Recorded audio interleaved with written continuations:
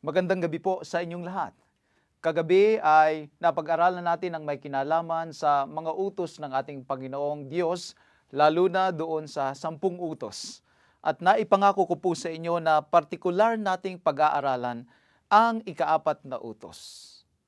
Sa dami po ng mga samahang pananampalataya sa ating kapanahunan ngayon, ay iba't iba ang kanilang aral at mga turo may kinalaman sa araw ng pangingilin at araw ng pananambahan.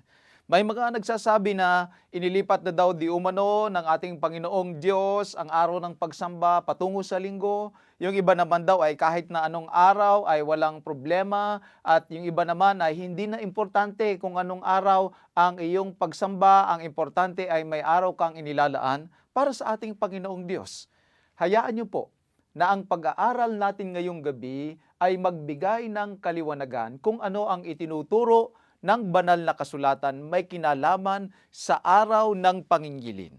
Ano ang pagkakaiba ng araw ng pangingilin at araw ng pagsamba? At hindi nga alamin, ano ang araw ng pangingilin na ipinag-utos at itinalaga ng ating Panginoong Diyos ayon sa Biblia upang kung magkagayon, tayo ay makasunod sa kanyang banal na kalooban. Isang bagay po ang importante sa ating nagkakaroon ng pananampalataya o pagpapanukalang sumunod sa kalooban ng ating Panginoong Diyos. Pag may kinalaman sa mga bahagi ng ating pananampalataya at mga aral, importante po na ang nasusunod ay hindi tayo, kundi ang nasusunod ay ang ating Panginoong Diyos. Sa aklat po ng Exodo, Kapitulo 20, talatang 8, ang ikaapat na utos ay ganito po ang sabi sa banal na kasulatan. Alalahanin mo ang araw ng Sabath upang ipangilin. 6 na araw na gagawa ka at iyong gagawin ang lahat ng iyong gawain. Ngunit ang ikapitong araw ay Sabat sa Panginoon mong Diyos. Sa araw na iyan ay huwag kang gagawa ng anumang gawa.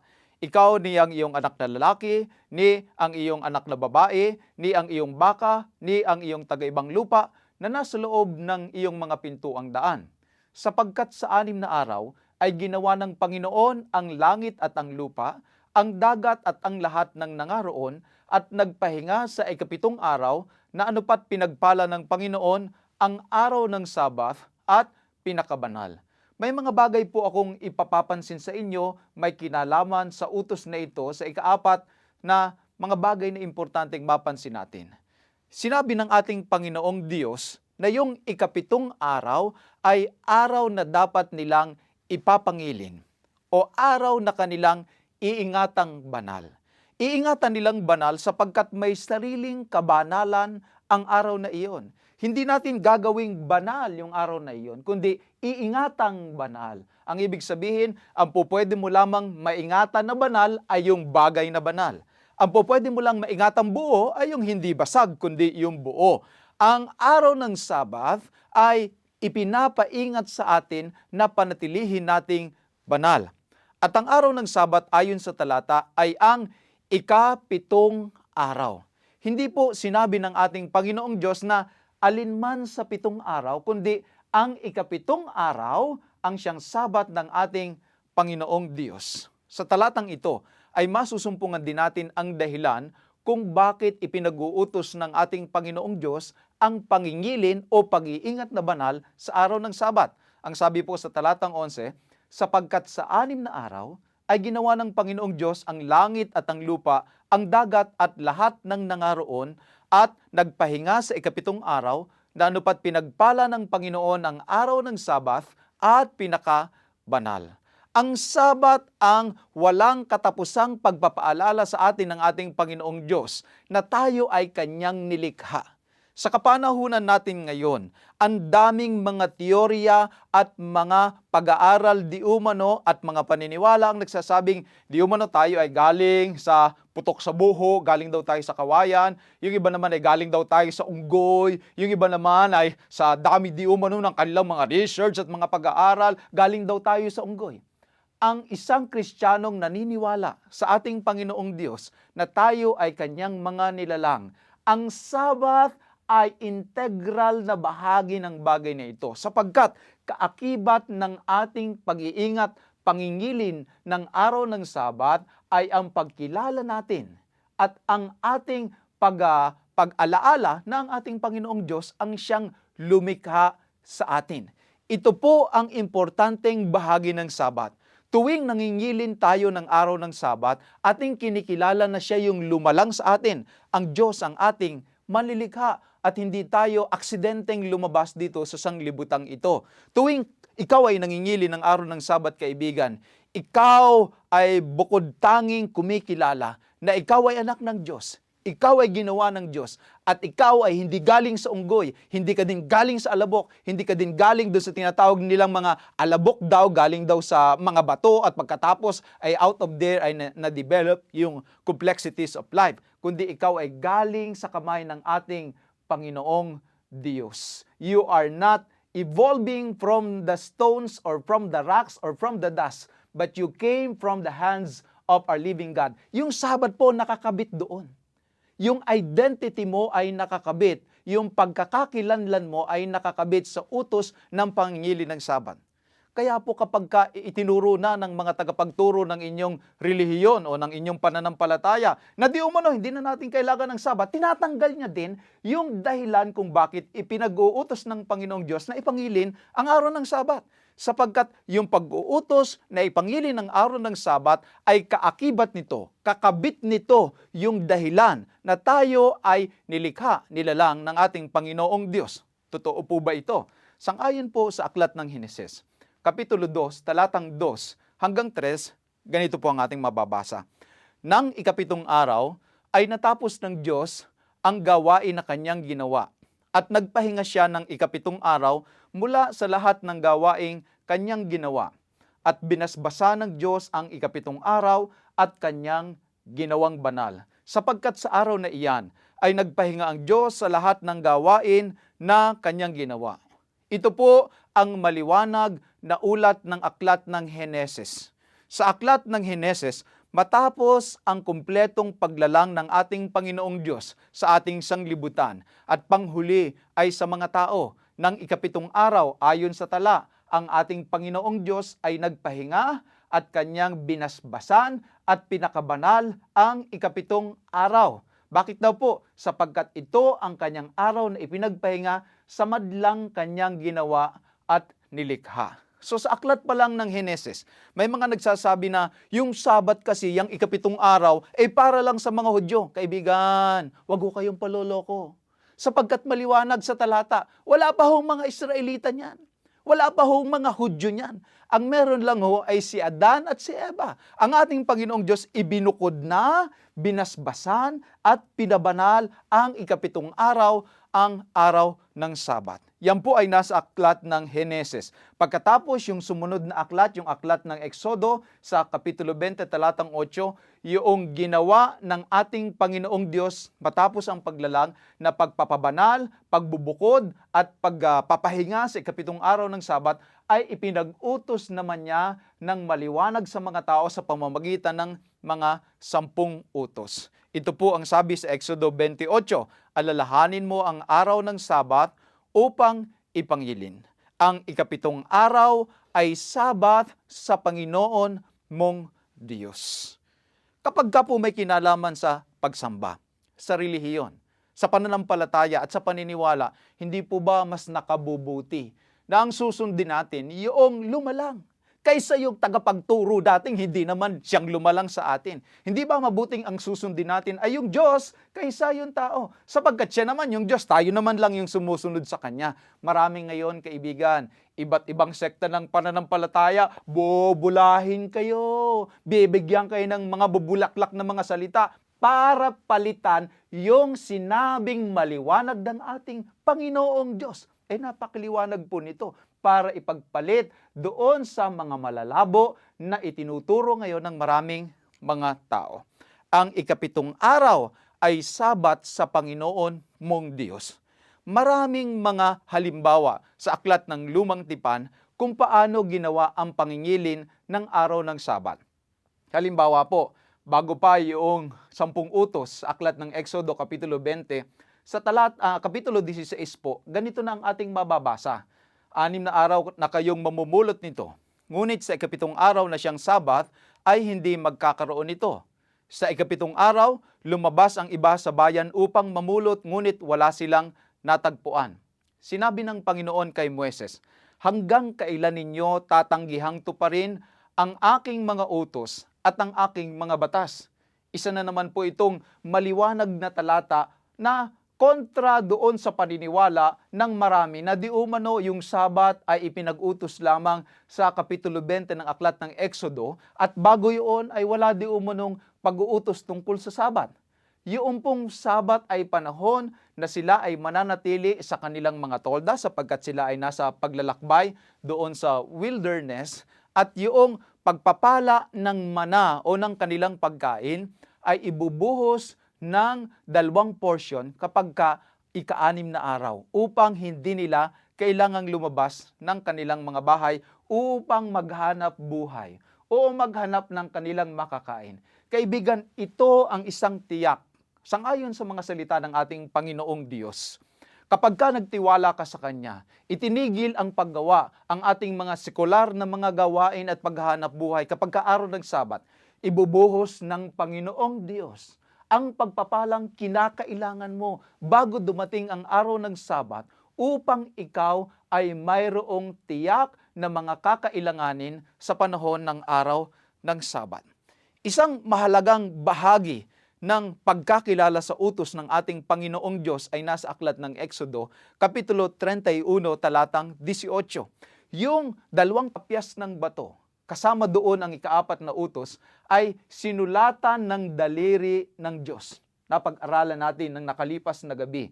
Kasama ang 10 utos ay nag-iisa na sinulat ng daliri ng ating Panginoong Diyos. Napakapangahas ng maraming mga pastor ngayon at maraming mangangaral ngayon na sinasabing binago na daw yan, pinalitan na kung ano-anong mga excuse at mga dahilan ang kanilang sinasabi upang hindi tuparin yung utos ng ating Panginoong Diyos. Ngunit, isang bagay po ang maliwanag, ito ay sinulat mismo ng daliri ng ating Panginoong Diyos. Ang amin pong paniniwala, kung merong babago nito ay walang iba kundi ang ating Panginoong Diyos lamang. Siya lang din ang magtuturo sa atin at mag-uutos sa atin kung sadyang kanyang binago ang mga bagay na ito. Pero kapag ka po, kagaya ng ating mapag-aaralan, bukas ng gabi, ang pagbabagong ito ay ginawa lamang ng isang sekta ng pananampalataya at sumunod ang maraming mga sekta ng pananampalataya at humanap ng kung ano-anong excuse. Medyo hindi po katanggap-tanggap sapagkat ito po ay hindi pinanukala, hindi po ito ginawa ng ating Panginoong Diyos, kundi ginawa lamang ng mga tao. Kapag ka ika-7 araw, ano ang gagawin kung tayo ay hindi gagawa ng ating sariling mga gawain? Sa aklat po ng Leviticus 23, talatang 3, ay niliwanag kung ano ang ating gagawin. Sabi ng banal na kasulatan, 6 na araw na gagawa. Datapot sa ika-7 araw ay Sabat na takdang kapahingahan. Siyang banal na pagpupulong. Anumang gawa ay huwag ninyong gagawin.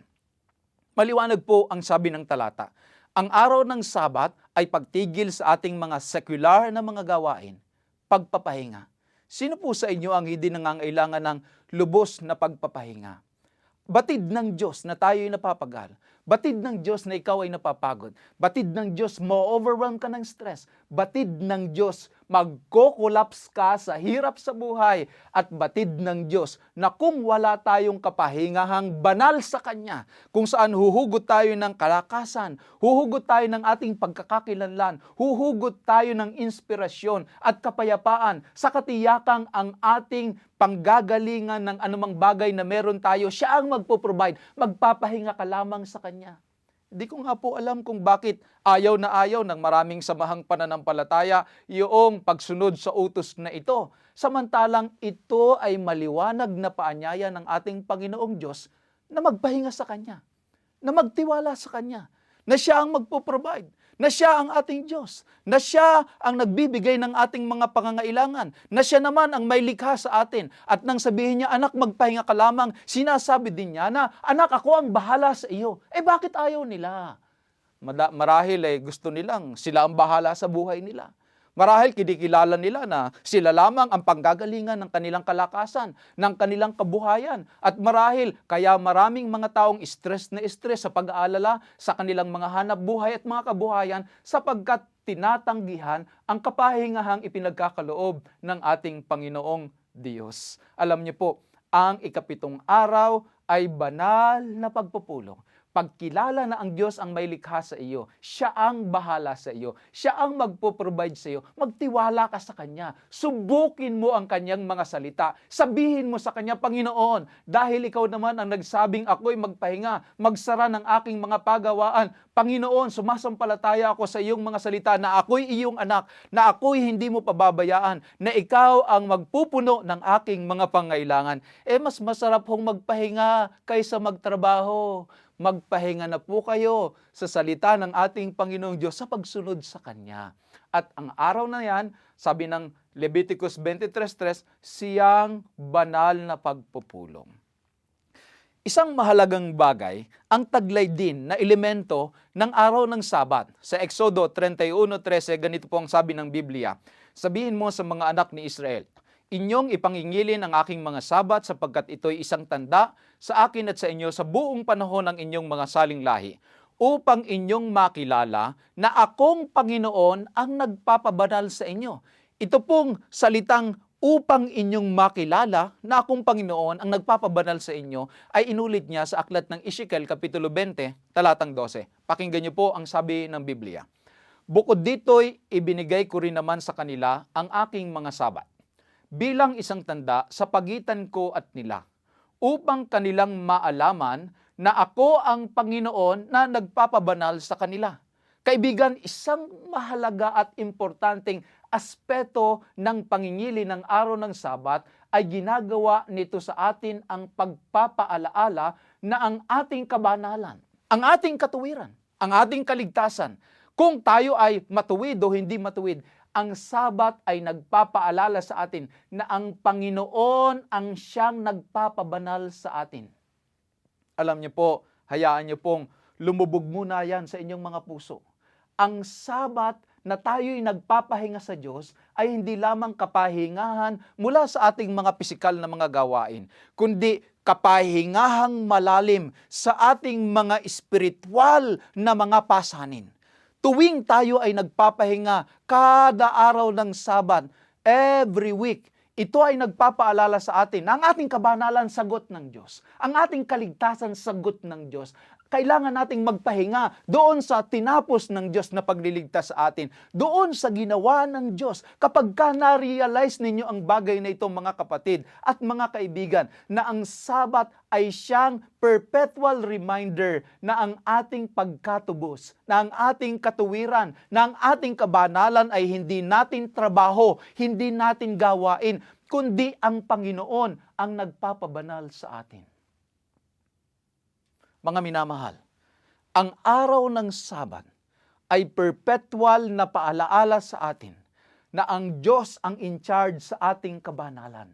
Ang Diyos ang in charge sa ating kaligtasan. Hindi mo yan kailangang trabahuhin. Kailangan mo lamang magpahinga sa Kanyang trinabaho sa iyong buhay. Ang kamatayan ng ating Panginoong Hesukristo. Napakaganda pala ng Sabat.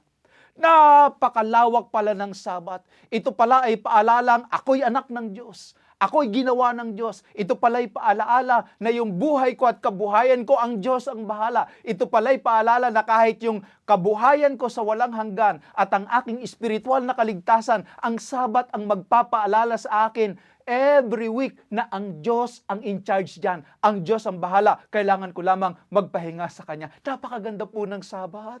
Alam niyo po, kung pwede ko lang isa-isahin, sabihin ito sa inyo at ipagbalaki sa inyo talaga na napakahusay pala ng araw ng Sabat at napakabuti. Hindi po natin ito dapat tanggihan. Sa aklat po ng Ezekiel, Kapitulo 20, talatang 20, ay sinabi pa kung ano ang kahalagahan ng Sabat. Ang sabi po sa talata, inyong ingatang banal ang aking mga Sabat upang ang mga iyan ay maging tanda sa pagitan ko at ninyo, upang inyong maalaman na ako ang Panginoon ninyong Diyos. Sa panahon po natin ngayon, napakarami ng sekta ng pananampalataya sa buong mundo, mahigit 4,000, ang nagpapakilalang di umano sila ay sa Diyos. Wala naman pong samahang pananampalataya na nagpapakilala di umano na sila ay hindi sa Diyos. Maliban po talaga doon sa mga satanista, at meron na din po yan ngayon na talagang lumalaban at nagpapakilalang sila ay sa demonyo at hindi sa Diyos. Ngunit, yung mga samahang Kristiyano na dinadala ang pangalan ng ating Panginoong Hesukristo, lahat yan ay nagpapakilalang sila ay sa Diyos. Ngunit, ang sabi ng banal na kasulatan, may tanda ang Panginoon sa kanyang bayan. Ano daw po ang tanda ng Panginoon sa kanyang bayan? Ayon sa talata na hindi nyo po mapupunit sa Biblia, na hindi nyo na po mai-erase, na hindi nyo na po matatanggal, na hindi mo kailangang mag-angkin na ikaw ito. Ano daw po ang tanda ng Panginoon sa kanyang bayan? Ipangingilin ninyo ang aking mga sabat upang ang mga iyon ay maging tanda sa pagitan ko at ninyo, upang inyong maalaman na ako ang Panginoon ninyong Diyos. Anumang pag-aari natin, lalo na't mga mahalaga, ay nilalagyan natin ng ating mga palatandaan para alam mo na yun ay talagang sayo. Naalala ko nung araw, sa amin sa probinsya, sa Lopez, Quezon, yung pong mga kalabaw doon, pati mga baka, ultimo kambing, meron ho yung tinatawag na hero. Yung hero ho, para ho sa kaalaman ng mga taga Maynila at hindi galing sa probinsya, ito ay mainit na bakal at pagkatapos ho ay dinidikit doon sa pig-in ng kalabaw o di kaya ng baka o ng kambing. Kung hindi naman ay nilalagyan nila dito ng tanda sa mga ilong at pagkatapos binubutasan doon at nilalagyan ng tag. Yun ang pinakatanda. Kaya kahit magsama-sama na yung mga kalabaw na lahat ay mukhang kalabaw, amoy kalabaw at itsurang kalabaw, alam pa rin ng mga may-ari kung alin ang kanilang kalabaw. Sa banal na kasulatan, mga minamahal, ang tanda ng Panginoon sa kanyang bayan, bagaman maraming mga mag-aangkin, ay ang araw ng Sabat. Alam niyo po, ngayong gabi ay susubukan ko na mag-handle ng ilang mga tutol sa araw ng Sabat. Pero bukas ng gabi, bantayan niyo po, sapagkat iisa-isahin ko ang mga pangunahing tutol nila, di umano sa pangingili ng araw ng Sabat. Hayaan niyo pong magbigay lang ako ng ilang halimbawa ngayong gabi. Pero bukas ng gabi, abangan niyo po, uubusin natin. Sa Roma, Kapitulo 9, talatang 4, sinasabi kasi ng mga tao na yaang utos ng pangingili ng Sabat para lang sa mga Israelita. Sa panahong Kristiyano, na mga Kristiyano na tayo, ay hindi na yan para sa atin. Ganun po ba talaga ang sabi ng Biblia? Tamang-tama ho ba talaga kayo dyan at hindi kayo nagkakamali? O baka hindi ho ninyo nabasa ang ilang mga talata? Pakinggan niyo po ang 9:4 ng Roma. Sila ay mga Israelita. Nasa kanila ang pagkukupkup at ang kaluwalhatian at ang mga tipan at ang pagtanggap sa kautusan at ang pagsamba at ang mga pangako. Tunay po na ibinigay di umano ang mga pagkupkop, kaluwalhatian at ang tipan. Ang tipan po ay ang 10 utos at ang pagtanggap ng kautusan at ang pagsamba at ang mga pangako. Sa kanila ibinigay. Pero nang ibigay sa kanila, talaga po bang kanila lamang iyon at hindi nila ibibigay sa iba pang mga tao iyon? Pakinggan niyo po ang sabi ng Gawa, Kapitulo 6, talatang 38. Ito yaong naroon sa kapulungan, sa ilang nakasama ng anghel na nagsalita sa kanya sa bundok ng Sinai. At kasama ang ating mga ninuno, yung mga Israelita po. Tumanggap siya ng mga buhay na aral upang ibigay sa atin. Yun po pala ang nakalagay sa banal na kasulatan. Nang tanggapin ni Moises ng mga Israelita, yung mga utos ng ating Panginoong Diyos sa bundok ng Sinai ay upang ibigay sa atin. Hindi, kung gusto nyo sabihin nyo, para lang sa mga Israelita yan lahat naman po talaga sa Israelita yan Lahat naman ng utos ay para sa Israelita lang. Bakit tayo mga hintil na mga Kristiyano, inaangkin nyo din yung wag papatay, wag mangangalunya. Alam nyo po, pag sinabi nyo talagang ayaw nyo ng utos, yung 10 utos na wala na, alam nyo po, ang iniiwasan talaga ng mga tagapagturo ng relihiyon, yung araw ng Sabat. Ala naman pong iba Lahat naman po sila naniniwala na huwag kang magkakaroon ng ibang Diyos. Huwag mong gagawa ng larawang inanyuan. Huwag mong babanggitin ang pangalan niya sa walang kabuluhan. Talampasan nila yung ika-4. Papantay ulit sila sa ika-5. O yung igalang mga matina. Huwag kang papatay. Huwag kang mangangalunya. Huwag kang sasaksi sa katotohanan. Huwag kang magnanakaw. Huwag kang mag-imbot ng pag-aari ng iyong kapwa. Lahat po yan itinuturo nila. Pero iniiwasan po nila yung ika-4 na utos. Tapos sa kanila biglang sasabihin, yay para lamang sa mga Israelita. Hello? Hello? Mga minamahal, alam ko naman po na kayo'y matalino. Kayo po'y nagbabasa ng Biblia. Yan naman po ay napakasimple para tayo'y madaya. Hindi naman iyan para sobrang complicated. Kumbaga sinunod nila yung siyam, yung ikaapat ayaw nila. Mali po iyon. Mali po iyon. Alam niyo po kung bakit? Sangayon po sa Aklat ng Santiago, Kapitulo 2, talatang 10, kung ginaganap mo ang buong kautusan, ngunit natitisod ka sa isa, nagkakasala ka sa lahat. Talaga po bang hindi tayo kasama? Yung mga foreigners, yung ibang mga lahi sa pangingili ng araw ng Sabat. Pakinggan niyo po ang sabi sa Isaiah 56 verse 2. Mapalad ang taong gumagawa nito. At ang anak ng tao na nanghahawak dito na nangingili ng Sabat at hindi ito nilalapastangan at umiiwas sa paggawa ng anumang kasamaan. Ano po ang sabi ng Biblia? Mapalad ang taong gumagawa nito. Hindi naman po sinabing mapalad ang mga Hudyong gumagawa nito. Ano daw po yung ginagawa nila? Nangingili ng Sabat. Sino daw po ang gumagawa? Yung tao. Tayo naman ng mga Pilipino, tao din tayo Maliban po siguro doon sa pagkaunawa ng ibang mga tagapagturo talaga na pagtingin nila sa salamin parang may duda silang tao sila. Baka ganun ang nangyari. Pero sangayon sa banal na kasulatan, mga minamahal, ang tao daw na nangingili ng Sabat ay mapalad. Isa pa po, talatang 3. 56:3 ng Isayas. Ang dayuhan na sumasanib sa Panginoon ay huwag magsasabi, tiyak na ihihiwalay ako ng Panginoon sa kanyang bayan at huwag sasabihin ng yunoko, narito ako'y punong kahoy na tuyo. At ang mga dayuhan na sumanib sa Panginoon upang maglingkod sa kanya at ibigin ang pangalan ng Panginoon at maging kanyang mga lingkod, bawat nangingili ng Sabat at hindi nilalapastangan ito at nag-iingat ng aking tipan, sila, sino daw po yon? Yung mga dayuhan, sa Ingles, yung mga foreigner na nangingili ng Sabat. Sila ay dadalhin ko sa aking banal na bundok at pasasahin ko sila sa aking bahay, dalanginan, at ang kanilang mga handog na sinusunog at ang kanilang mga alay ay tatanggapin sa aking dambana sapagkat ang aking bahay ay tatawaging bahay dalanginan para sa lahat ng mga bayan. Ang konteksto po nito ay ang pangingili ng Sabat. Ang ating Panginoong Diyos ay nagsasabi na sila man, kahit mga taga-ibang bansa, mga foreigner, ay tatanggapin ng ating Panginoong Diyos sapagkat ang kanyang bahay ay tatawaging bahay panalanginan para sa lahat ng mga bayan. Mabuting balita po, ang pangingili ng araw ng Sabat ay hindi lamang para sa mga Hudyo. Ngayon, minamahal, atin pong aalamin, ano araw ang Sabat? Anong araw ang Sabat? Sapagkat napag-alaman lamang natin sa banal na kasulatan, sa mga talatang binasa natin na ang ikapitong araw ay siyang araw ng Sabat. Ngayon, sa dami ng kung ano ng mga turo, sinasabi nila kung alin ay ikapito. Depende kung saan ka magsisimula. Pero siyempre, ang aralin natin, yung tunay, yung totoo, yung technical, yung tama. Alin ba ang araw ng Sabat na siyang ikapitong araw? Ang una po nating aalamin ngayon ay yung nasa kalendaryo. Kapag tinignan nyo yung kalendaryo, tingnan nyo po yung mga kalendaryo nyo, makikita nyo na ang ikapitong araw ay hindi po linggo, kundi araw ng Sabado. So sa kalendaryo ay maliwanag na ipinapakita na yung Sabado o yung Sabat o yung Saturday ang siyang ikapitong araw. Pangalawa po, upang ma-identify natin alin ang pangpitong araw, ay yung may kinalaman sa mga salita. Ang Greek word po ng Sabat or Sabaton, ang ibig sabihin niya ay Sabath. Ang Spanish, dahil tayo po ay maraming salitang mga Espanyol. Dahil sa loob ng 333 years, tayo po ay nasa ilalim ng mga pagkaalipin sa mga Espanyol. Sa Espanyol ay Sabado. Sa Tagalog po ay Sabado din. Yan po ay Sabat din.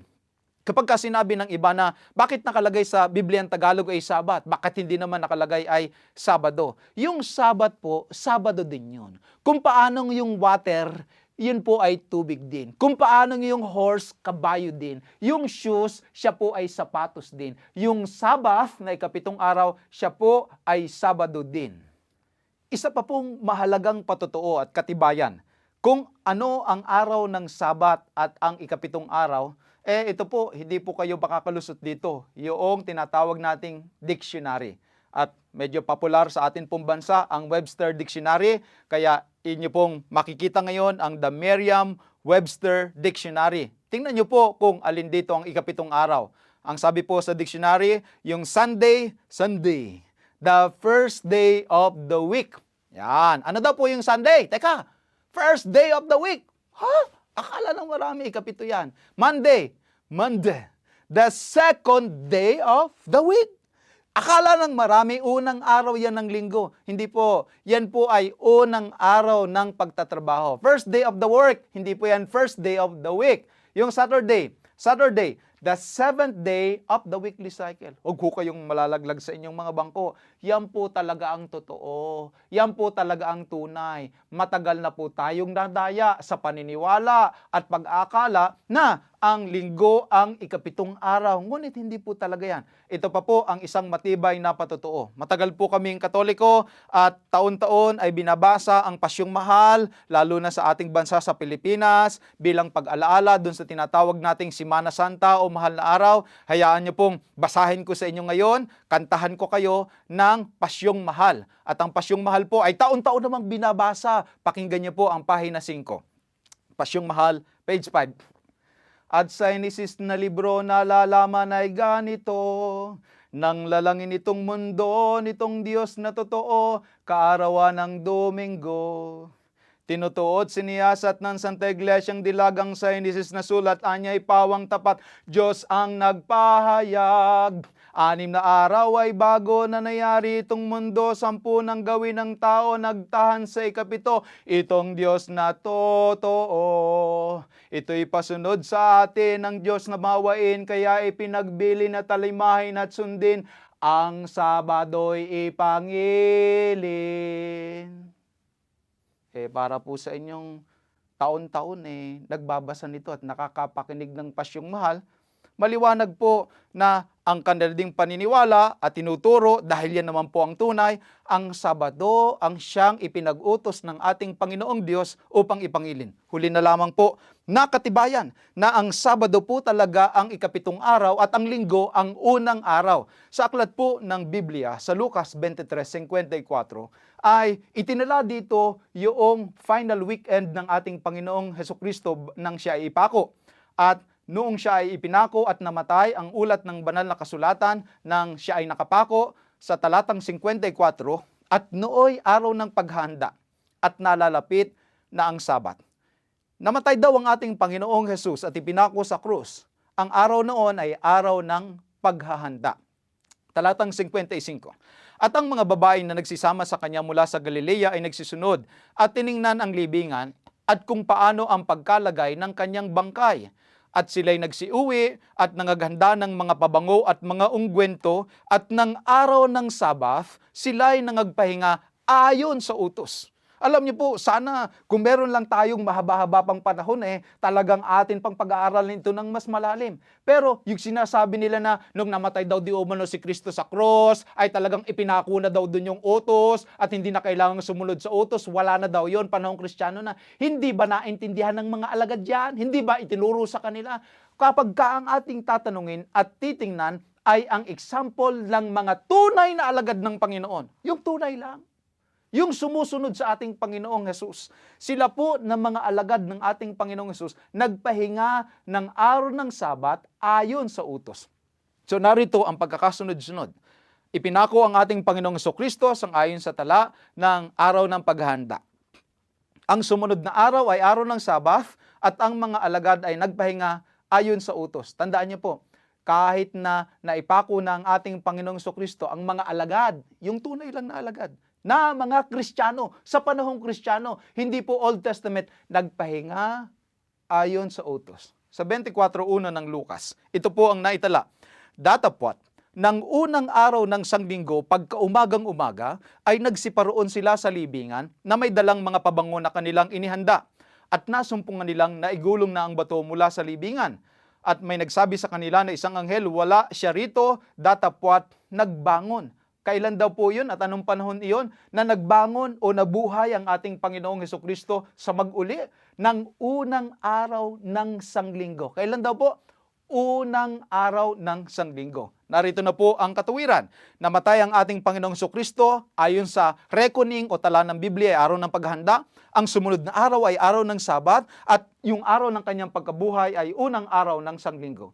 Alam natin na ngayon, ang ating ipinagdiriwang o inaalalang kamatayan na araw ng ating Panginoong Hesukristo ay Biyernes Santo, araw ng paghahanda. Biyernes Santo, Friday. Pagkatapos yung sumunod na araw na ayon sa banal na kasulatan ay araw ng Sabath ay Sabado de Gloria. Sabado o Black Sabbath. Ngayon, ang susunod daw doon na kung kailan nabuhay na mag-uli ang ating Panginoong Hesukristo ay ang unang araw ng Sanglinggo. Ang tawag natin ngayon dyan ay Linggo ng Pagkabuhay. Pasensya na po kayo. Huwag ho talaga kayong magpapadaya sa mga tagapagturo ngayon ng mga relihiyon na minamali. Dinadaya kayo kung ano-anong katuwiran ang ginagawa, kung ano-anong mga pagpapalusot sa ikapapahamak ng ating mga pananampalataya at ng ating mga kaluluwa. Mananagot po sila sa ating Panginoong Diyos. Ngunit, ito po ang maliwanag na salita ng ating Panginoong Diyos. Ang ating banal na araw ng Sabat ay walang iba kundi ang araw ng Sabado at ang Linggo ang unang araw ng Sanglinggo. Ngayon, ang ating Panginoong Hesukristo po ba ay sinira na niya talaga ang araw ng Sabat kagaya ng ipinapangaral ngayon ng maraming mga mangangaral? Tanungin po natin ang ating Panginoong Hesus, Panginoon, sinira niyo po ba talaga ang araw ng Sabat? Pakinggan niyo po siya sa 5:17 ng Mateo. Huwag ninyong isiping ako'y naparito upang sirain ang kautusan o ang mga propeta. Ako'y naparito hindi upang sirain, kundi upang ganapin. Ano pa po ang lilinaw dito mga kaibigan? Naparito daw ang ating Panginoon hindi upang sirain, kundi upang ganapin. Sabi pa niya, sapagkat katotohanang sinasabi ko sa inyo, hanggang sa mga wala ang langit at ang lupa, ang isang tuldok o isang kudlit, sa anumang paraan ay hindi mawawala sa kautusan, hanggang sa maganap ang lahat ng mga bagay. Kaya't ang sino mang sumuway sa isa sa kaliit-liitang mga utos na ito, at ituro ang gayon sa mga tao ay tatawaging kaliit-liitan sa kaharian ng langit. Ginawa po ba talaga ng ating Panginoon? Ginanap po ba talaga niya? Pakinggan niyo po ang sabi ng aklat ng Lucas Kapitulo 4, talatang 16.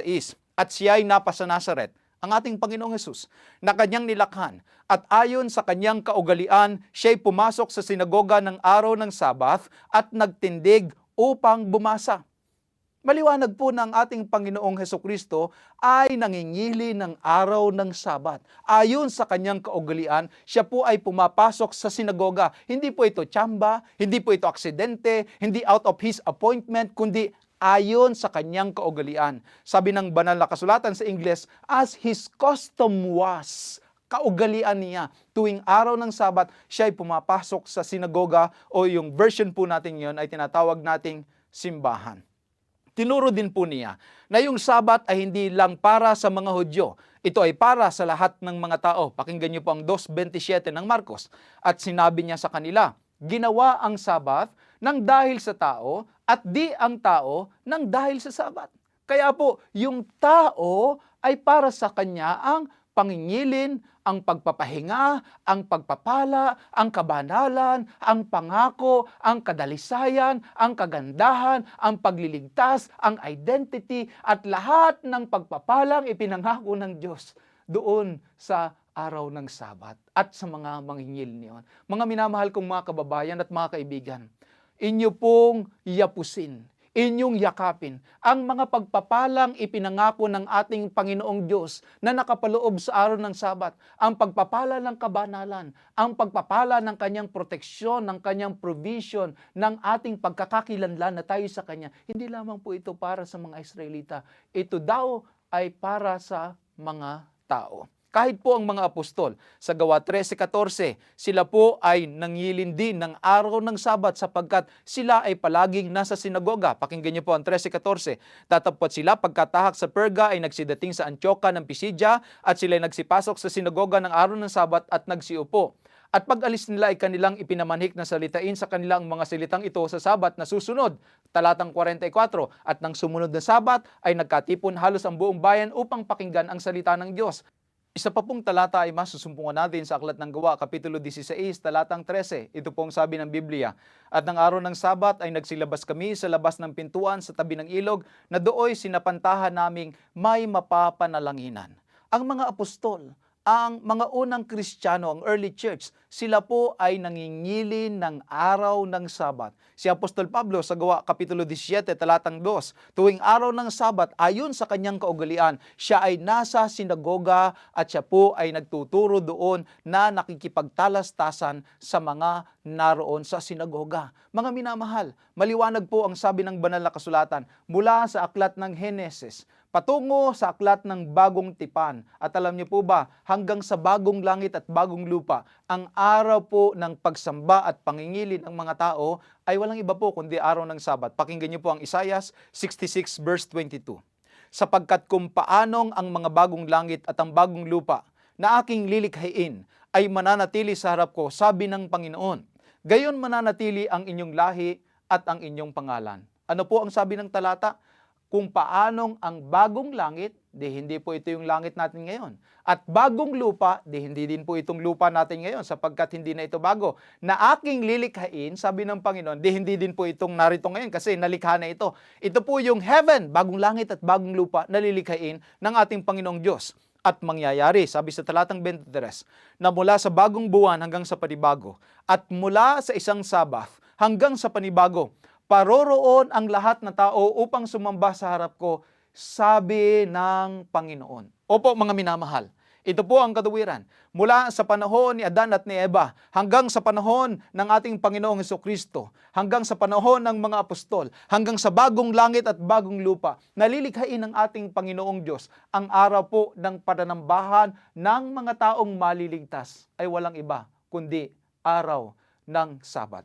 Ang ating Panginoong Hesukristo na nagtayo ng Kristyanismo ay nangingilin ng Sabat. Sundan natin si Jesus. Kay Jesus sake tayo. Kay Jesus hindi tayo maliligaw. Kay Jesus kapag siya yung ginaya natin, hindi tayo magkakamali. Huwag nyo nang gayahin yung mga tagapagturo ngayon. Gaano man sila kabubuladas. Ang sundin natin ang example ni Jesus. Ang sundin natin ang halimbawa ni Jesus. Ang sundin natin ang ginawa ng ating Panginoong Hesukristo sapagkat siya ang ating sinusundan, hindi kung sino mang tao. Kaya ngayon gabi mga minamahal, ito ang panyaya ng Panginoon sa atin sa Mateo 11:28.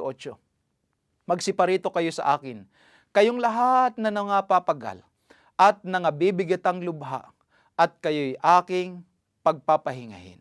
Opo, sa pamamagitan ng pangingili ng araw ng Sabat, makakasumpong tayo ng kapahingahan ng ating mga katawan, kapahingahan sa ating mga kabalisahan, kapahingahan tungkol sa ating espiritual na kabuhayan at kaligtasan, sapagkat ang lahat ng yan ay nanggagaling sa ating Panginoong Diyos. Mga minamahal, inaanyayahan ko po kayo na tanggapin ang kapahingahan at ang pagpapalang inilaan ng ating Panginoong Diyos na nakapaloob sa araw ng Sabat.